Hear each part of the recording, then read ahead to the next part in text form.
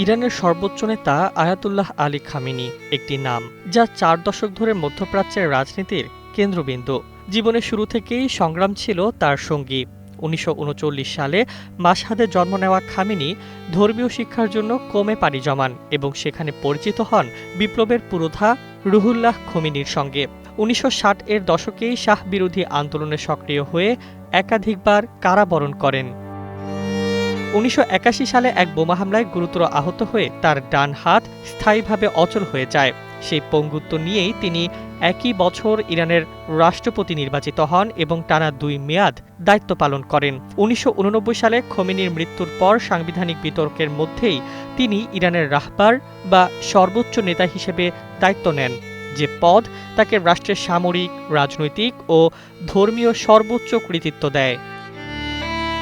এবার নগদে পাচ্ছেন হেলিকপ্টার অফার, তাই কেনাকাটার পেমেন্ট নগদে করুন আর বুঝে নিন ২০০০ টাকারও বেশি ক্যাশব্যাক সহ হেলিকপ্টার রাইড। পেমেন্ট শুরু করুন আজই। খামেনির আমলেই শক্তিশালী হয়ে ওঠে ইসলামিক রেভলিউশনারি গার্ড ক্রপস। আঞ্চলিক রাজনীতিতে প্রতিরোধের অক্ষ গড়ে তোলা, পারমাণবিক কর্মসূচিকে কৌশলগত অগ্রাধিকার দেওয়া এবং পশ্চিমা নিষেধাজ্ঞার মুখেও কঠোর অবস্থান, এসবই ছিল তার নীতির অংশ। ২০১৫ সালের joint comprehensive plan of action চুক্তিতে অনিচ্ছুক সমর্থন দিলেও যুক্তরাষ্ট্র সরে যাওয়ার পর তিনি আবারও কঠোর পথেই হাঁটেন।